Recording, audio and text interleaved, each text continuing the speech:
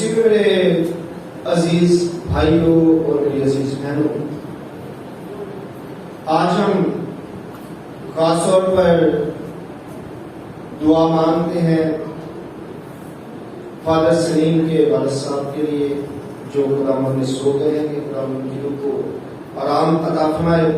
اور آج ہم اسی حوالے سے خداوند کے کلام کو دیکھتے ہیں کہ یسوع مسیح کہتے ہیں کہ انسان کا ہر گناہ اور کفر اسے معاف کیا جائے گا، اس زمانے میں بھی اور آنے والے میں بھی، اس عالم میں بھی اور آنے والے عالم میں بھی۔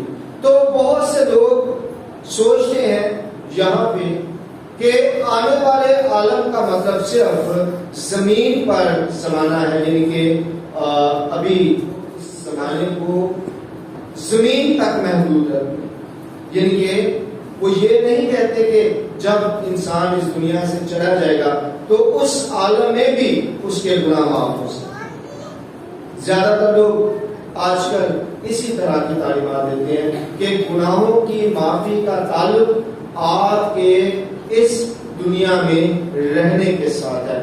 یہیں پہ اگر آپ گناہ معاف کروا سکتے ہیں تو ہوتے ہیں، اور اگر آپ گناہ اس دھرتی پر معاف نہیں کروا پاتے تو پھر اس کے بعد جب آپ اس دنیا سے جاتے ہیں تو کوئی بھی آپ کے گناہوں کو معاف نہیں کروا سکتا۔ تو میں بتاتا چلوں آپ سے کہ آپ نہ تو یہاں پہ ہی اپنے گناہ معاف کروا سکتے ہیں، نہ ہی آپ اس کے بعد، یہ اس کی مرضی ہے جس نے معاف کرنا، یہ یاد رکھیں۔ آپ کا کام صرف توبہ کرنا، آپ کا کام صرف اپنے گناہوں کا اقرار کرنا ہے، معاف کرنا اس کے ساتھ منسلک ہے جو معاف کرنے کی قدرت رکھتا ہے۔ اگر میں کہوں گا کہ جی میں نے اپنے گناہوں کا اقرار کر لیا اور خدا نے مجھے معاف کر دیا ہے تو میں احمقوں کی جنت میں رہتا ہوں، خدا کی مرضی ہے اس نے مجھے معاف کیا ہے یا نہیں کیا ہے۔ ہم کیسے سیکھیں گے؟ حضرت داؤد نے کیا کیا؟ کتنے دن کا روزہ رکھا؟ 7 دن کا۔ 8ویں دن ان کا بیٹا کیا ہو گیا؟ فوت ہو گیا۔ انہوں نے روزہ رکھ کر کیا کی؟ گرا ساری کی، دعا مانگی، خدا سے کہا اے خدا میرا گناہ کیا کر دے، معاف کر دے، لیکن خدا نے کیا دی؟ سزا دی۔ یہ اس پر ڈیپینڈ کرتا ہے کہ وہ آپ کا گناہ آپ کے ایک فکرے سے معاف کر دیں اور آپ کا گناہ آپ کو نہ معاف کرتے ہوئے آپ کو سزا دے۔ اس لیے جو لوگ یہ سوچتے ہیں کہ میں نے چونکہ اپنے گناہ کا اقرار کر لیا، یہی پہ کر لیا تو معاف ہو گیا، اور اگر میں اپنے گناہ کا اقرار نہیں کرتا تو معاف نہیں ہوا اور بعد میں تو ہو ہی نہیں سکتا۔ انہیں یہ سمجھ آنی چاہیے کہ خدا دونوں جہان کا مالک ہے، وہ یہاں چاہے تو آپ کے گناہ معاف کرے، اب وہ وہاں چاہے تو آپ کے گناہ معاف کرے، یہ اس پر ڈیپینڈ کرتا ہے۔ آپ دیکھیں حضرت داؤد کا درجہ اور ایک ڈاکو کی بات کبھی بھی ایک دوسرے کے ساتھ میچ نہیں کر سکتی، ایک دوسرے کے برابر نہیں ہو سکتی۔ ڈاکو سلیب پر صرف اتنا کہتا ہے کہ اے خداوند جب تو اپنی بادشاہی میں جائے تو مجھے، ایک طرف حضرت داؤد رو رو کر دعا کر رہے ہیں، روزے کی حالت میں سر زمین پہ لگایا ہوا ہے، گناہ کی معافی نہیں مل رہی، اور ایک طرف ایک ڈاکو ہے جس کا کوئی مقام ہی نہیں ہے، وہ صرف یہ کہتا ہے کہ اے خداوند اپنی بادشاہی میں مجھے یاد رکھنا۔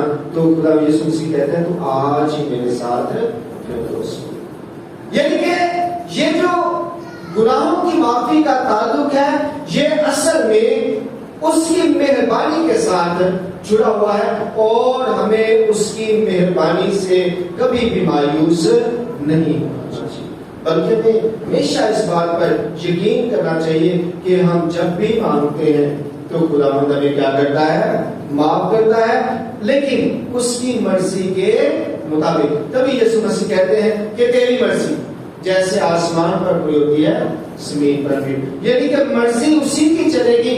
آپ صرف اس سے کیا کر سکتے ہیں؟ ریکویسٹ کر سکتے ہیں, آپ التجا کر سکتے ہیں, آپ دعا مانگ سکتے ہیں, آپ کہہ سکتے ہیں کہ اے خدا میرے گناہ حساب میں نہ لا. اور حضرت داؤد کہتے ہیں مبارک ہے وہ جس کے گناہ خدا حساب میں نہیں لاتا. یہ اس کی مرضی ہے, وہ آپ کے گناہ حساب میں لے آئے اور آپ کے گناہوں کو حساب میں نہ لے گئے. اگر خدا آپ کے اور میرے گناہوں کو دنیا کے سامنے ظاہر کرنا شروع کر دے, آپ ذرا سوچیں, تو کوئی بندہ کسی دوسرے بندے کو دیکھ بھی نہ سکتا. اتنے گناہ ہیں ہماری زندگی میں, اتنی بدیاں ہیں ہماری زندگی میں, اتنے مسائل, اتنا کچھ ہے جسے ہم چھپا کے بیٹھے ہوئے ہیں. اگر وہ سب کچھ یہاں ہو جائے تو ہم ایک دوسرے کو دیکھ بھی نہ سکیں. یہ خدا کی مہربانی ہے کہ وہ آپ کے گناہوں پر کیا ڈال دیتا ہے؟ پردہ ڈال دیتا ہے, آپ کی پردہ پوشی کرتا ہے. یہ اس کی مرضی ہے اور اس کی مہربانی ہے, اور یہی پردہ پوشی وہ ہمیشہ ہمیشہ کے لیے کرنا چاہتا ہے. وہ چاہتا ہے کہ ہمیشہ آپ کے گناہوں پر پردہ ہی رہے اور آپ صرف اپنے ایمان کے صلہ سے خداوند کی بات حضوری میں پہنچ جائیں. آپ کا ایمان کامل ہونا چاہیے, آپ کا بھروسہ کامل ہونا چاہیے, آپ کا یقین کامل ہونا چاہیے. اور اگر آپ کا یقین کامل ہے, آپ کا بھروسہ کامل ہے, تو آپ خدا کی بات حضوری میں پہنچ جاتے ہیں. اس لیے اس ایمان کو ہمیشہ آپ نے محفوظ رکھنا ہے اور کوشش یہی کرنی ہے کہ آپ اس ایمان کے مطابق عمل بھی کریں. بے شک خدا کا کلام کہتا ہے کہ جو کوئی بھی عورت سے پیدا ہوتا ہے, یعنی کہ جو کوئی بھی اس دنیا میں موجود ہے, اس نے گناہ کیا ہوتا ہے اور وہ بے حد سزا کے لائق ٹھہرتا ہے. بے شک ایسا ہی ہے, لیکن خدا کی مرضی کے مطابق, اس کی رحمت کے مطابق ہم کیا کرتے ہیں؟ اس نے ہمیشہ کی زندگی. تو آج جو یسوع مسیح نے کہا کہ انسان کا ہر گناہ, ہر غلطی, ہر خطا, ہر کفر اسے معاف کیا جائے گا, اس زمانے میں بھی اور آنے والے میں. تو اس میں جو زمانے کے لیے یونانی لفظ استعمال ہوا, کیونکہ میں پہلے بھی کہتا ہوں کہ ہماری جو انجیل پاک ہے وہ یونانی متن کا ترجمہ. تو یونانی میں یہ جو لفظ استعمال ہوا ہے وہ ہے میلونتی.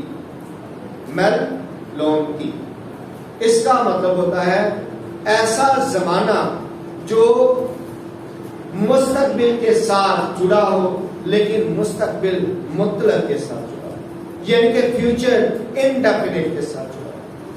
فیوچر انڈیفینٹ ہوتا کیا ہے؟ فیوچر انڈیفینٹ ایسا زمانہ ہوتا ہے جو وقت کی قید میں نہیں ہوتا. ایسا زمانہ جو وقت کی قید میں نہ ہو اسے ہم کہتے ہیں فیوچر انڈیفینٹ ٹینس. اور اگر وقت کی قید میں ہو تو ہم اسے کہتے ہیں فیوچر پرفیکٹ ٹینس.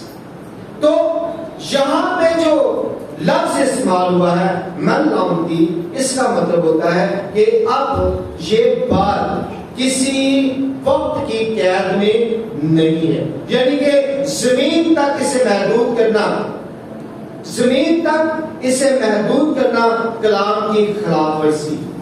کہ اگر آپ کہیں کہ صرف زمین پر ہی انسان کے گناہ معاف ہو جاتے ہیں, تو یہ اس کلام کی خلاف ورزی ہے جو یسوع مسیح نے لفظ استعمال کیا ہے.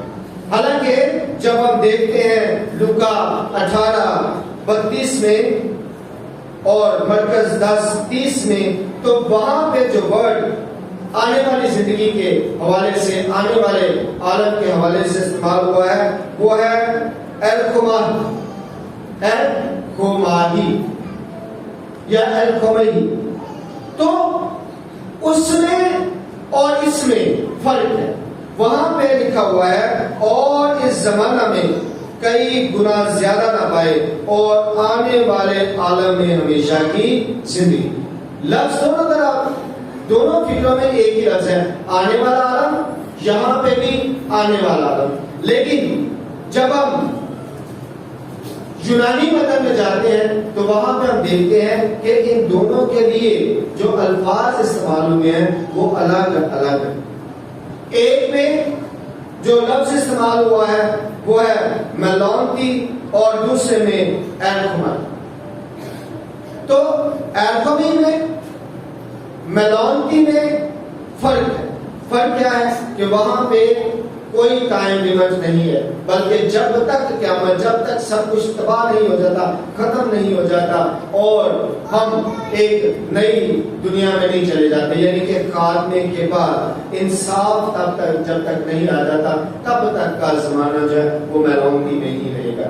اور اس کے بعد کا جو زمانہ ہے وہ والا زمانہ آئے گا ایرکھومی میں. یہ کس کا مطلب ہے کہ یسوع مسیح کہتے ہیں کہ جو یہ ہمیشہ کی زندگی کا تعلق ہے یہ قیامت کے بعد کا، جب یعنی کہ تمام مردے دوبارہ سے زندہ ہوں گے وہ والے جو اس لائق ہیں. تو آج ہم دیکھ رہے ہیں کہ خداوند یسوع مسیح ہمیں یہ بتانا چاہتے ہیں کہ آپ جو لوگ یہ سوچتے ہیں کہ میں مرحوم کے لیے دعا نہیں کر سکتا کیونکہ خدا اس کے گناہوں کو معاف نہیں کرے گا اور خدا بعد میں گناہ معاف نہیں کرتا، تو آج کا کلام کہتا ہے کہ ایسا ہرگز نہیں ہے. بلکہ ہے کیا ہے یہ کہ خدا آپ کے ساتھ محبت رکھتا ہے اور آپ کو وہ ہمیشہ کی زندگی میں داخل کرنا چاہتا ہے، اور وہ چاہتا ہے کہ آپ کی وجہ سے کسی اور کے گناہ، آپ کی وجہ سے کسی اور کے گناہ کیا ہو جائیں. اب ذرا غور کریں، ایک مفلوج ہے، چار پائی پہ لوگ اسے خداوند کے پاس لے کے آتے ہیں، اور جب اسے خداوند خدا کے پاس لایا جاتا ہے چھت ادھیڑ کر، تو یسوع مسیح کیا کہتے ہیں؟ یسوع مسیح کیا کہتے ہیں؟ یسوع مسیح کہتے ہیں کہ آپ کے گناہ کیا ہو گئے. کس کے؟ مفلوج کے. مفلوج نے تو اپنے گناہوں کا اقرار ہی نہیں کیا، اس نے تو کہا ہی نہیں کہ خداوند میرے گناہ مجھے معاف کر. اس کے گناہ کیسے معاف ہو؟ اور لکھا ہے خدا کے کلام میں کہ جو لوگ آئے تھے ان کے ایمان کی وجہ سے اس کے گناہ معاف. ایمان کسی اور کا ہے، گناہ کسی اور کے معاف ہوئے کیونکہ وہ اسے لے کے آئے ہیں خداوند کے پاس. تبھی میں کئی دفعہ کہتا ہوں کہ جب آپ اپنے بچوں کو، چھوٹے بچوں کو خداوند کے پاس لے کے آتے ہیں تو اس کا یعنی کہ وہ جو موروثی گناہ ہے وہ معاف ہو جاتا ہے، کیونکہ آپ کے ایمان سے کسی اور کے گناہ معاف ہو سکتے ہیں. ضرورت اس بات کی ہے کہ آپ ایماندار، آپ کا ایمان اچھا، اور اگر آپ کا ایمان اچھا ہے تو پھر یقینی طور پر گناہوں کی معافی موجود ہے. جیسے کہ میں اگر دعا کرتا ہوں کسی اور کے لیے جو اس دنیا سے چلا گیا ہے تو میرے ایمان کی وجہ سے اس کے گناہ معاف ہو سکتے ہیں. آپ کو کہے گا کہ ہمارے اعمال ہمارے پیچھے پیچھے جاتے ہیں، بالکل ہمارے پیچھے پیچھے جاتے ہیں، مگر اس کا یہ مطلب نہیں ہے. ہم اپنے اعمال کا اجر بھی حاصل کرتے ہیں، مگر اس کا یہ مطلب نہیں ہے کہ ہم اپنے اعمال کے لحاظ سے معافی حاصل نہیں کر سکتے. معافی موجود ہے، اور یہ جو معافی موجود ہے یہ ہمیں پرانے عہد نامے سے بھی سمجھ میں آتا ہے. خدا نے کہا تھا کہ میں باپ دادا کے گناہوں کی سزا 30 اور 34 پشت تک دیتا ہوں. گناہوں کے ٹرانسفر کا سلسلہ جو ہے وہ کلام میں موجود ہے. اور خدا نے یہ کیوں کہا؟ فقیوں و فریسیوں کو، صدوقیوں کو، یہودیوں کو اس سے بہت پریشانی تھی. وہ کہتے تھے کہ ہمارے لیے تو یہ مثل مشہور ہو گئی ہے. یہ مثل لوگ کہتے ہیں کہ باپ دادا نے کھٹے انگور کھائے اور دانت کس کے کھٹے ہو گئے؟ اولاد کی. یعنی کہ انگور کھائے والدین نے، دانت کھٹے ہو گئے اولاد کے. تو لوگ ہمیں اس طرح سے کہتے ہیں.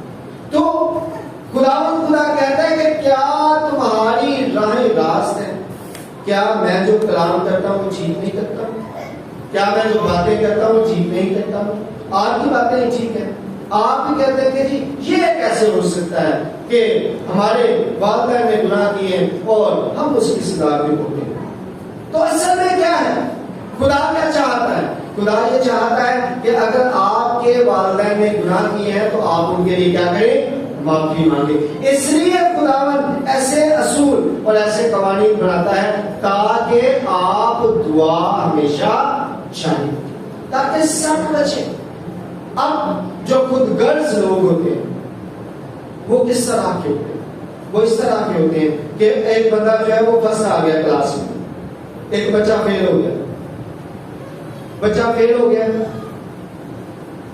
وہ والدین گئے نے پرنسپل کے کو اور جا کے کہتے ہیں جی آپ کی مہربانی, ہم تو بڑے غریب ہیں, ہم دوبارہ ایک اور سال نہیں لگوا سکتے, ہم ایک اور سال فی نہیں پے کر سکتے, ہم تو پہلے بڑی مشکل سے فی پے کرتے ہیں, آپ کی مہربانی ہے کسی پاس کر دیں, ہم آئندہ جو ہے وہ اس بات کا خیال رکھیں. اب وہ بچے کو پاس کرو.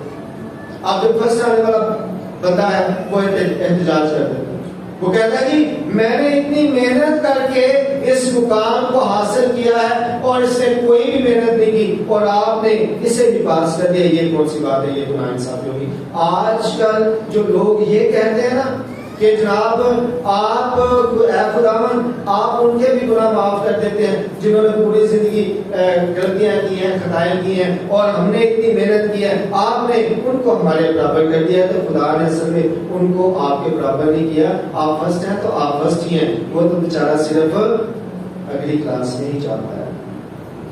آپ کا درجہ جو محنت کرتے ہیں, جو اچھے اعمال کرتے ہیں, ان کا درجہ ان کے درجے کے برابر نہیں ہے, لیکن خدا بچانا سب کو چاہتا ہے. یہ بات اصل میں ان کی سمجھ میں نہیں آتی ہے. وہ یہ نہیں سوچتے کہ خدا سب کو بچانا چاہتا ہے, وہ چاہتا ہے کہ کوئی بھی ہلاک ہو. اور یہ دیکھیں زمانے کی قید سے باہر نکل کر جس مسیح نے یہ ورڈ استعمال کیا تاکہ اسے قید نہ کیا جا سکے, اسے ایک وقت تک محدود نہ کر دیا جائے, معافی کو ایک خاص ٹائم پیریڈ کے ساتھ جوڑ نہ دیا جائے, بلکہ معافی ہمیشہ ہمیشہ کے لیے رہے جب تک کہ قیامت نہیں آ جائے. اور جو لوگ یہ کہتے ہیں کہ جو ہے وہ حضرت ابراہیم کی گود میں چلا گیا اور امیر آدمی جو ہے وہ دوزخ میں چلا گیا اور وہاں پہ اس نے کہا کہ مجھ پر رحم کر, تو حضرت ابراہیم کہہ رہے ہیں کہ کوئی یہاں سے وہاں نہیں جا سکتا, کوئی وہاں سے یہاں نہیں آ سکتا. تو وہ لوگ کہتے ہیں کہ آپ ذرا بتائیں کہ جب ایک جگہ سے کوئی دوسری جگہ جا نہیں سکتا, کوئی دوزخ سے جنت میں داخل نہیں ہو سکتا, تو پھر دعا کیسی؟ تو سوچنے والی بات ہے کہ یہ وقت وہ والا وقت ہے جب قیامت آ چکی ہو. خدا کہتا ہے کہ وہ وقت جب انصاف ہو چکا ہوگا, جنت میں جانے والے لوگ جنت میں جا چکے ہوں گے, دوزخ میں جانے والے لوگ دوزخ میں جا چکے ہوں گے, تو اس وقت کسی بھی طرح کی سفارش نہیں ہو سکتی. اس وقت یہ وہ والا ٹائم ہے جب فیصلہ ہو چکا ہوگا, ابھی فیصلہ نہیں ہوا. اگر ابھی فیصلہ ہو گیا, ہم یہاں سے جاتے ہیں, آدھے جنت میں چلے گئے, آدھے دوزخ میں چلے گئے, فیصلہ ہو گیا, تو قیامت کس بات کی, انصاف کس بات کا؟ کیا خداوند خدا جنت سے لوگوں کو نکالے گا, آؤ جنت جو باہر کر نکلو, تب انصاف کرنا ہے, انصاف کر کے جنت جو دوبارہ باہر ہے, یا خدا یہ کہے گا چلو دوستیوں باہر آؤ, تب انصاف کر کے دوبارہ دوزخ سے پیش کرنا؟ ایسا نہیں ہوگا. آپ کی روحیں ایک خاص سفر میں, یہاں سے آپ جب جاتے ہیں اس سفر کو پورا کر کے اگلا سفر شروع ہو جاتا ہے, اور اس سفر کے دوران میں بھی معافی موجود ہے اور اس سفر کے دوران بھی معافی موجود ہے. آپ جنت میں یا دوزخ میں داخل نہیں ہوتے, صرف دو کی پوزیشنز ان کو ملتی ہیں جو بہت ہی زیادہ نیک ہیں, جو بالکل یسوع مسیح کی پاک مرضی کے مطابق چل رہے ہیں, جو مقدسین میں شامل ہو جاتے ہیں، جو مقدس ہونے کا درجہ حاصل کر لیتے ہیں، وہ جنت میں چلے جاتے ہیں اور یسوع مسیح کے ساتھ واپس آئیں گے۔ جو بہت ہی زیادہ گناہ گار ہیں اور جنہوں نے کوئی بھی اچھا کام نہیں کیا ہوتا اور جنہوں نے خدا یسوع مسیح کو مانا ہی نہیں ہوتا، تسلیم ہی نہیں کیا ہوتا، خدا کی ذات کو سمجھ نہیں ہے، وہ سیدھے دوزخ میں چلے جاتے ہیں اور ان کو اٹھایا بھی نہیں جائے گا۔ یسوع مسیح کہتے ہیں کہ تمام کے تمام مردے نہیں چلتے کہ وہی جو اس قابل ہے، تو انہیں اٹھایا نہیں جائے گا۔ تو باقی لوگ کہاں پہ؟ باقی لوگ ایک خاص جگہ پہ کیا کر رہے ہیں؟ انتظار کر رہے ہیں۔ تو وہ لوگ جو انتظار میں ہیں، ان لوگوں کے لیے اصل میں ہم خدا سے اس کی مغفرت کو مانگ سکتے ہیں، اس کے رحم کو چاہ سکتے ہیں، کیونکہ یہ کلام کا فیصلہ ہے۔ نحمیا 9:2 میں دیکھیں تو وہاں پہ بھی ہم دیکھتے ہیں کہ نحمیا اسرائیل کے لوگوں کو اکٹھا کرتا ہے اور کہتا ہے کہ ہمیں اپنے گناہوں کا بھی اور اپنے باپ دادا کے گناہوں کا بھی اقرار کرنے کی ضرورت ہے، کیونکہ خدا معاف کرنے میں عادل اور قادر، وہ قہر کرنے میں دھیما، شفقت میں غنی، وہ معاف کرتا ہے۔ ضرورت اس بات کی ہے کہ آپ معاف کرنے کے جو عمل ہے اس کو سمجھنے کی کوشش کریں۔ اب دیکھیں یہاں پہ اگر ہم دیکھیں ضرور 68 اس کی 18ویں آیت میں لکھا ہوا ہے، تو نے عالم بالا کو سعود فرمایا، تو قیدیوں کو ساتھ لے گیا، تجھے لوگوں سے بلکہ سرکشوں سے بھی ہدیے ملے، تاکہ خدا کے ساتھ ہے۔ خدا چاہتا ہے کہ ہمیشہ ہمیشہ وہ ہمارے ساتھ ہے اور وہ قیدیوں کو چھڑانے کی قدرت رکھتا ہے۔ کون سے قیدی؟ جو روحانی قیدی ہیں۔ کون سے؟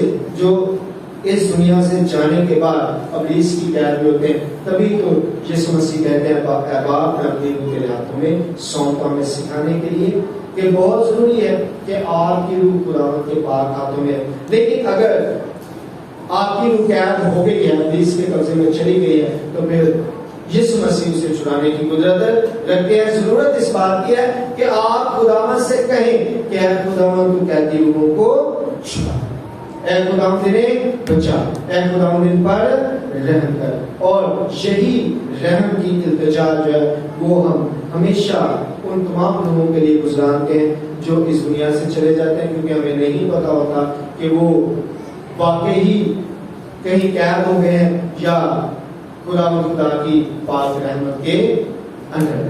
یہ بہت زیادہ ضروری ہے اور آج ہمیں اس بات پر بہت زیادہ غور کرنے کی ضرورت ہے۔ اور اس کے ساتھ ساتھ یسوع مسیح نے ایک بات کہی تھی، اس پر آپ نے ہمیشہ ہمیشہ عمل کرنا ہے۔ یسوع مسیح نے کہا تھا انسان کا ہر گناہ معاف ہو جائے گا، ہم نے دیکھا دونوں عالم میں معاف ہو جائے گا، بات ختم، لیکن ایک گناہ نہیں معاف ہوگا، اور وہ کون سا گناہ ہے؟